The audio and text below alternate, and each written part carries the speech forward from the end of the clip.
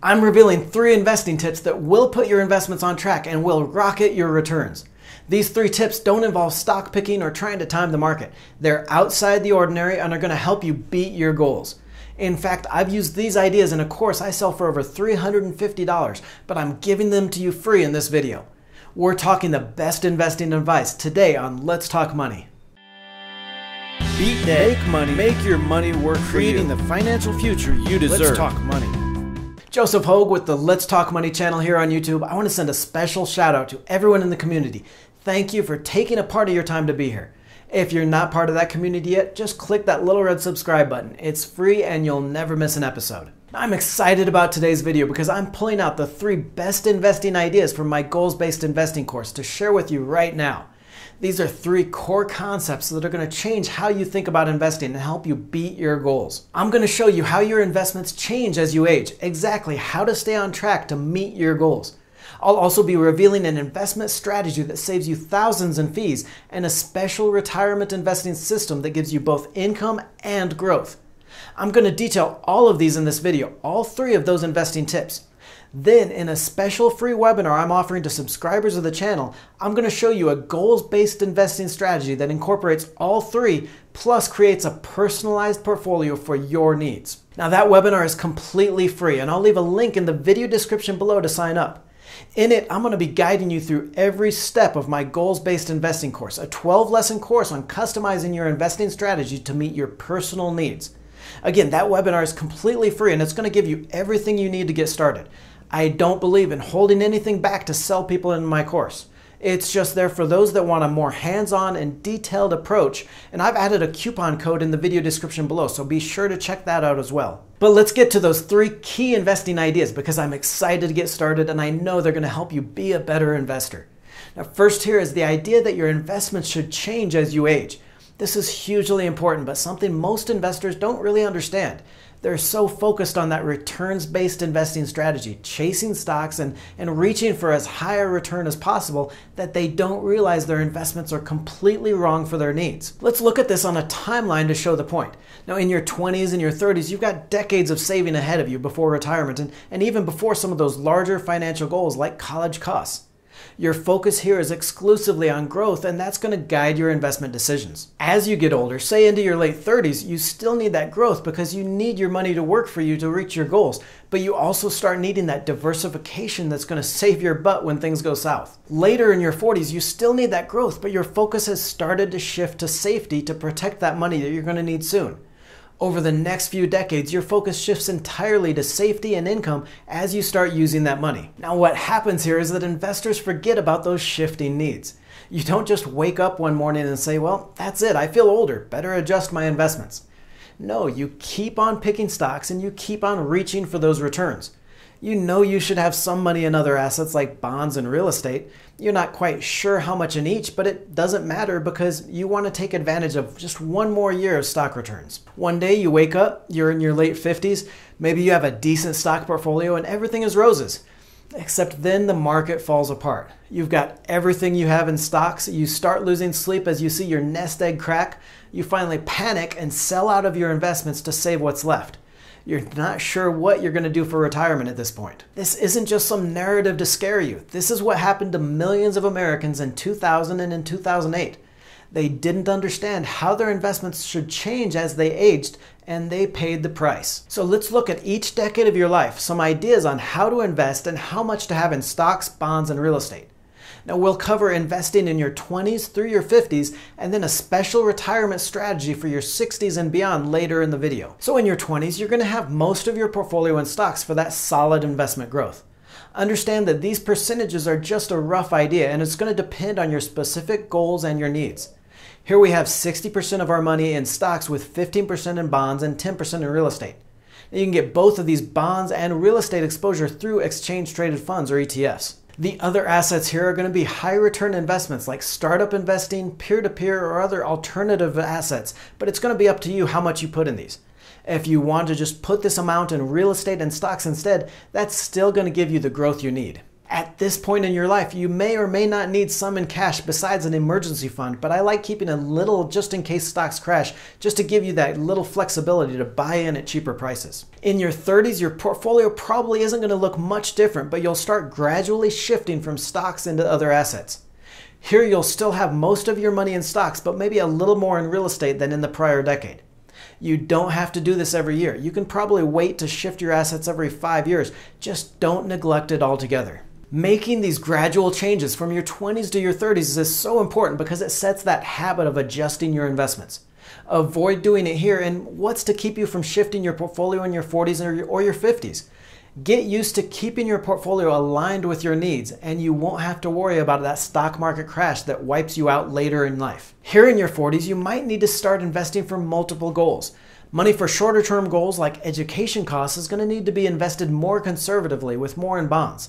Money for your longer term retirement goals can stay in stocks and real estate for that additional growth. Finally here, that decade just before retirement, you've pulled back to maybe just half of your money in stocks and a larger percentage in bonds and real estate. You might still have some in alternative assets, but you're definitely shifting to that safety and protection. Now I say a decade before retirement here because while we've shown these in decades of age, that's not necessarily when everyone retires.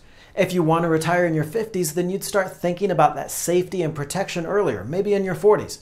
On the other hand, if you're working through to your 70s, then maybe you can invest a little longer for that growth in stocks and real estate. Our next investing tip here is going to help you save thousands in fees and investing commissions. Now, most investors don't realize it, but those fees, even on the least expensive investing sites, those are some of the biggest reasons investors miss their goals. In fact, fees and other expenses can cost you hundreds of thousands of dollars just over a few decades. Let's look at an example. Here we have an investor with a $5,000 portfolio and $5,000 deposited annually, growing at 9% a year. Without any fees, that grows to over $681,000 over 30 years, which is almost 4 times the average investor has in their 60s. Now, data from Fidelity shows the average investor makes 88 trades a year. That's 88 times the cost to buy or sell a stock, usually between $5 and $10, even on those cheapest investing sites. Just that cost is going to mean losing over $119,000 over the period. 120 grand because of buying and selling so frequently. Top it off though with investing in mutual funds where 1% of your money is taken out every year as a management fee and you're down another $100,000. You're down more than $220,000 because of those trading and fund fees. That math works out no matter how much you invest. Fees are an investment killer. Now the problem here for a lot of investors is that they deposit money monthly into their investing account and then immediately buy stocks with that money. Even if you invest in a simple portfolio of just 5 ETFs, 5 exchange-traded funds, that means over 60 trades a year. Now, I still want you to deposit money monthly into your account. This is going to help keep you into that habit of saving and investing. But instead of buying all your funds or stocks each month, wait 3 to 6 months to invest your money. If you wait 6 months to buy those 5 funds, you've cut your trading costs in half and will save tens of thousands of dollars. Another strategy, you could just wait every 2 months or so to invest and then invest it all into one fund from your list. Now this means you're still only investing in each stock or fund in your portfolio maybe once or twice a year. Believe me, you're not going to be missing out on any huge gains by waiting to invest your money every few months. Having that $1,000 uninvested for a few months is nothing compared to the decades it's going to be invested in, and stock prices are just as likely to go down as they are to go up in any given few months. You also want to watch those expense fees on any funds in which you invest. Now, I hate mutual funds for exactly this reason, because they cost so much every year to investors. Instead, look for low-cost ETFs or exchange-traded funds from Vanguard or other ETF providers. Now, this next investing tip is not only going to protect your money in retirement, but it's also going to make sure you have enough income for expenses. This is a special system of investing during retirement called the bucket system approach. Now, the bucket system calls for separating your investments into 3 groups. That first group of investments is going to be invested in cash investments like very short-term bonds and money market funds used to pay your living expenses. Now, you're not going to be getting much of a return on these, but they're going to be super safe and your money is guaranteed to be there when you need it. Your second group of investments, that second bucket, is going to be in longer-term bonds, maybe with maturities of 3 to 5 years, and then in some other income investments. Now, you still want to keep these in safe investments, so we're not talking about dividend stocks, but bond funds and maybe a high yield market fund. The idea is that the cash and the returns from that second bucket is going to be used to refill your first bucket, your cash bucket. So at the end of each year, after spending down much of your first bucket, you take money out of the second one, that income bucket, to refill it into the next year's expenses. Your third and final group of investments is just for growth. So these are going to be things like stocks and real estate and maybe some high yield bonds. The idea is that the returns from this last bucket, the third bucket, is going to grow your portfolio to beat inflation and help you refill that second income bucket. Since you have the first two buckets invested in super safe money market funds and in bonds, you can afford to take a little bit more risk in that third bucket of investments. If the stock market falls, then you've got enough in those first two buckets to live on for a few years while you wait for those stock prices to rebound and your third bucket of investments to recover.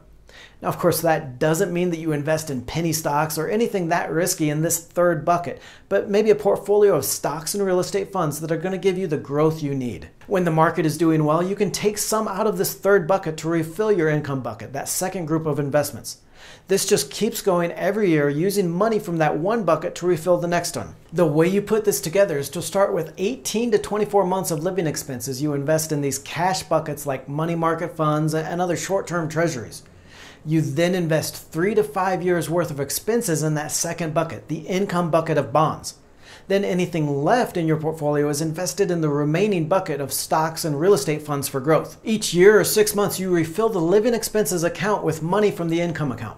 During years when the stock market is rising, you can refill that second bucket with money from your growth account. That way you've always got enough in the second bucket to just use it for those few years to refill the income bucket while you wait for a stock market recovery. This bucket strategy for retirement investing helps to provide safe cash for living expenses as well as that growth from stocks.